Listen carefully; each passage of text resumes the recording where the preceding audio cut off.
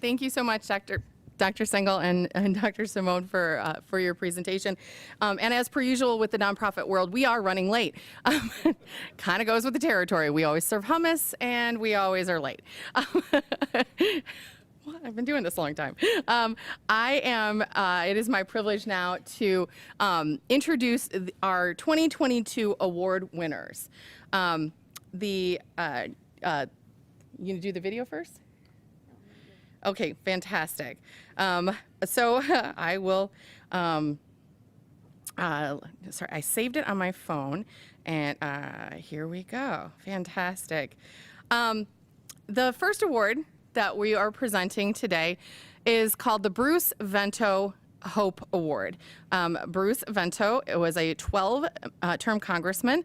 Bruce was a tireless fighter for the environment, his beloved home state of Minnesota, and once he was diagnosed with mesothelioma, our community. I had the opportunity to speak to Bruce's widow, Sue Vento, who told me that he would be deeply honored to know that we still remember him and is humbled by the recognition that this award continues to be named after him.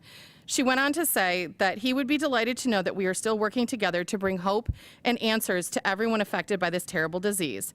She also noted that during Bruce's all too brave but brief fight to beat meso, he relied on the wonderful care of mesothelioma professionals. To everyone who serves on the Community Advisory Board, you provide a unique and invaluable type of care as you mentor, advocate, listen, and care.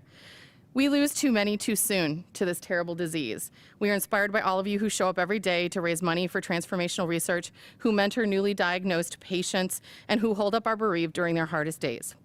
This year's Bruce Vento Hope Builder Award exemplifies the best of our community. From serving on the Community Advisory Board, volunteering as a mentor for recently bereaved community members, learning how to review research proposals, leading our annual community survey project, and co-leading our Symposium's bereaved programming. Maria Towe joined our community when her wife Chris was diagnosed with mesothelioma in 2017. After her death in 2019, Maria has devoted herself to modeling hope and service to others. I want to now introduce a previous award winner who has a message for Maria. And who couldn't be here because she's not traveling yet, but she's watching us virtually.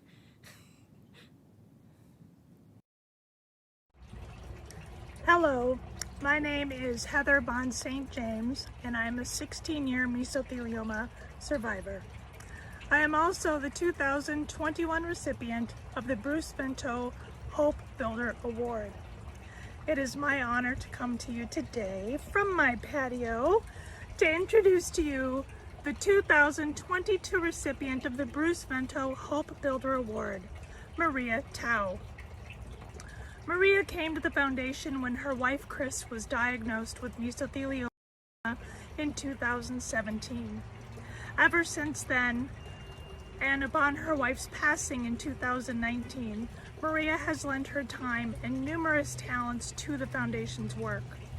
Leaning on her background in public health, she was instrumental in the development, deployment, administration, and analysis of a large survey that was sent out to the foundation's community. Currently, Maria is a member of the organization's Community Advisory Board, which I am very proud to serve with her on, and she continues to contribute to the mission of the organization. Maria, it is my honor to give to you and present to you virtually the Bruce Vento Hope Builder Award.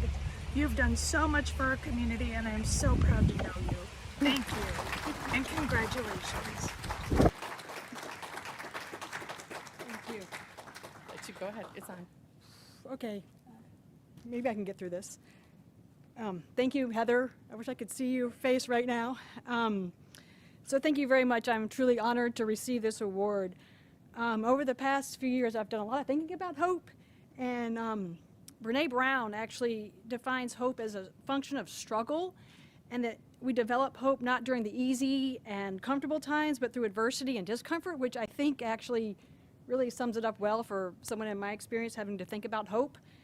I truly feel like I should be sharing this award with everyone in this room, because connecting with you all, everyone in this foundation, and I know Chris connected with many people Heather and Bill and other people, and hearing your stories and your struggles, your triumphs really gave Chris and me a lot of hope, and also not just hope that she could survive, but also the hope and inspiration on how to live life to its fullest, which I think she really strived to do every single day. And I really am still inspired by everyone in this room, here in this physical room, but also people in the virtual room, because I still get a lot of inspiration and hope from everyone here. And I think it's really important that we carry this hope, because we need this hope, and we have to believe to be able to continue to do the work we need to do to make change happen. So, thank you. Congratulations. Thank you. Don't forget your pretty.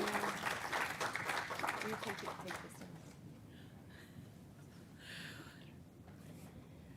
Maya's going to take this down, and I'm going to do this next one. Thank you so much.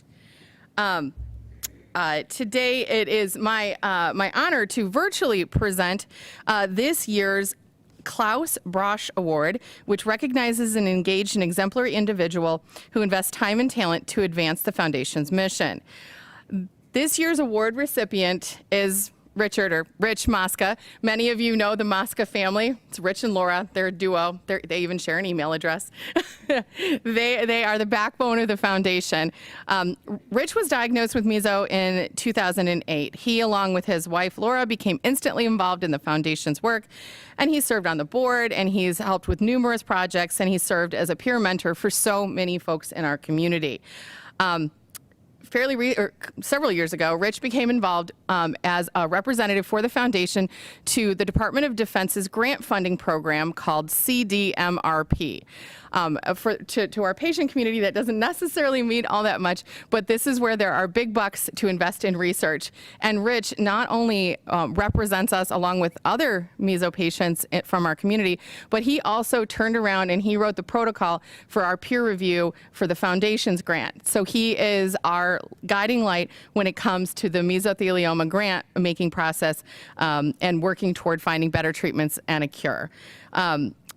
Rich is also sort of the elder statesman and wise counsel who is always there to help me and give me support. I consider him part of my kitchen cabinet, and he has been more than generous. In addition to all of these things, Rich is also one of our advocacy warriors. We sort of take over virtual advocacy days these days. He and the rest of the New Jersey crew, they represent. But Rich is not able to be with us because he and his lovely wife are finally enjoying a vacation, a long postponed vacation, and they're in Yellowstone with no Wi-Fi or internet. So he recorded a little video for us.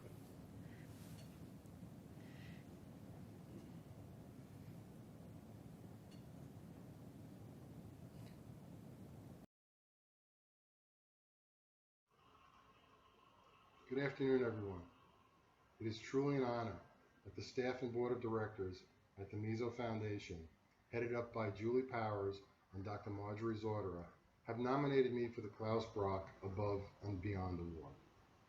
Some of you may remember Klaus as one of the first patient volunteers at the foundation, so this award is appropriately named in his honor.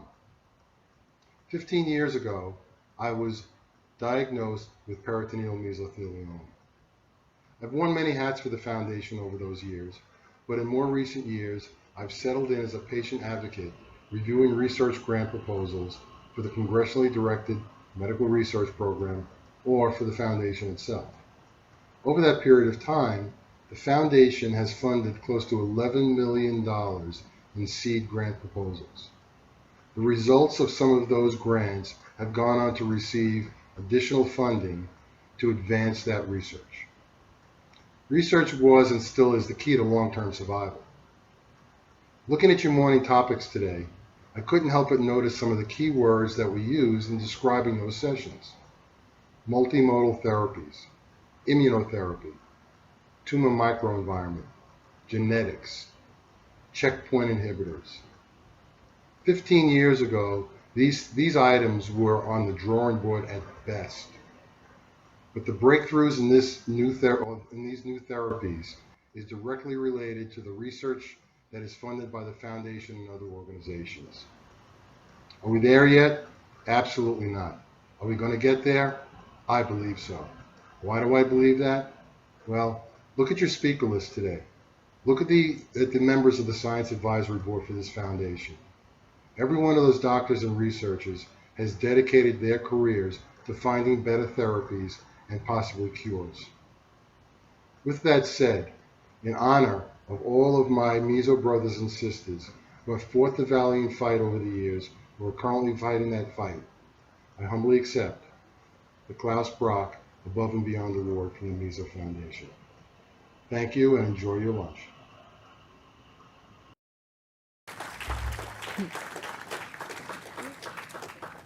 We will be mailing that to Rich very soon.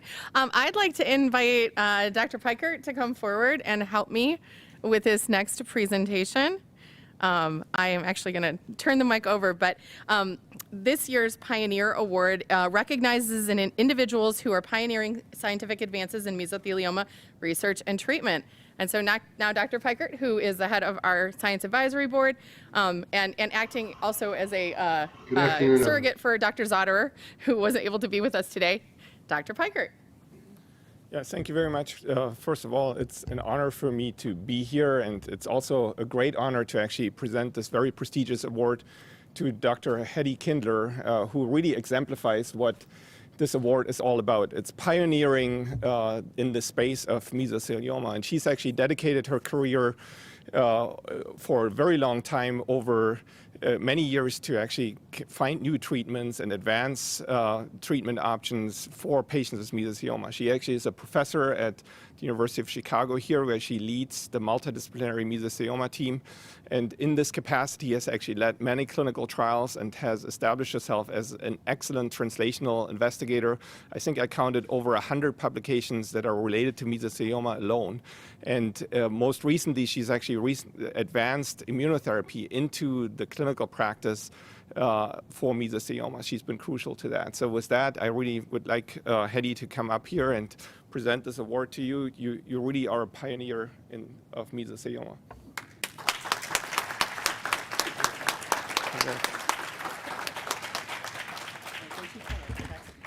So I am genuinely humbled to receive this award, knowing all of those who have come before, Valerie Roosh, David Sugarbaker, my mentor, Nick Vogelsang, and also getting an award called a Pioneer Award makes me feel terribly old.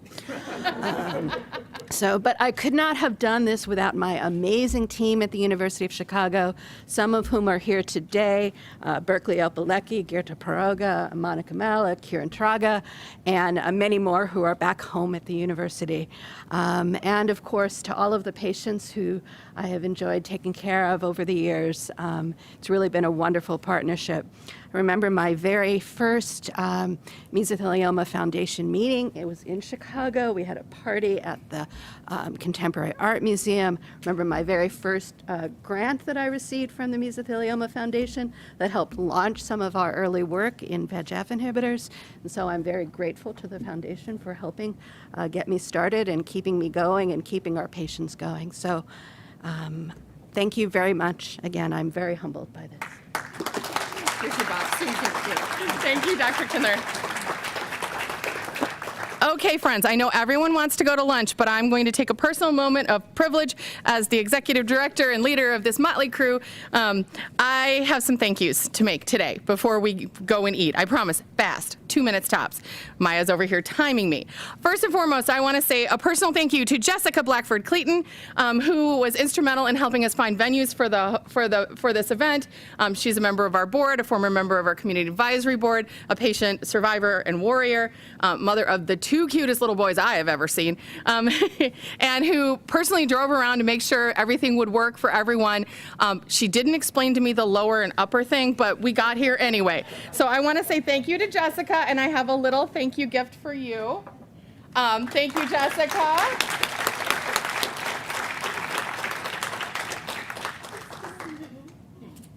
Thank you. Okay, next up, I want to say thank you to Berkeley Opelecki. Berkeley is a nurse and is a member of our board of directors. Berkeley has been a guiding light for us. She's been an amazing mentor and supporter to our patient services director, Shannon, as she's gotten her feet underneath her. She's been a wonderful supporter to us. She's been an amazing resource for the conference, and I want to say thanks to Berkeley for helping us make this conference happen. So thank you, Berkeley.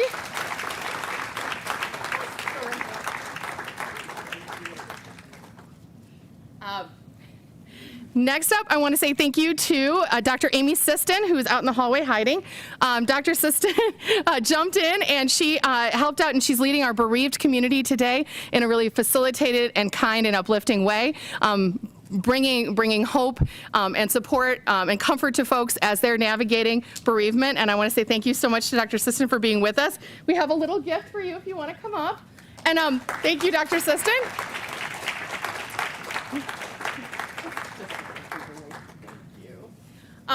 Standing right behind her is none other than a patient, survivor, warrior, none other than Katie Jameson, who works for us part-time, and flew in to help us make the conference happen. So I want to say thank you so much to Katie for being with us. We got a little present for you.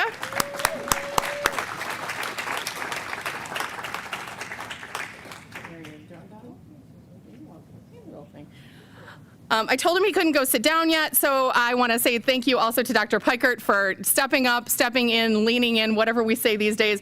I want to say thank you to Dr. Pikert for being the man on the ground and helping facilitate this entire conference, in particular leading the scientific meeting today. He's an amazing leader on the scientific advisory board.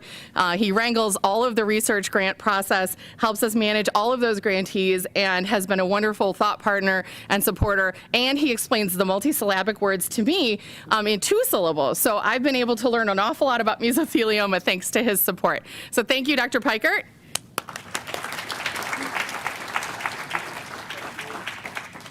And I don't know if Dr. Sturman may have already taken off. He had to catch a flight, and so the last person I want to give a thank you to is Keith Sengel. For as much of a hard time as I give Keith, he has stepped up and helped me out a lot with our conference. Keith jumped in to help facilitate a panel in person, and he has been absolutely a rock star, helping me understand this space, and we appreciate him so very much. So thank you, Keith.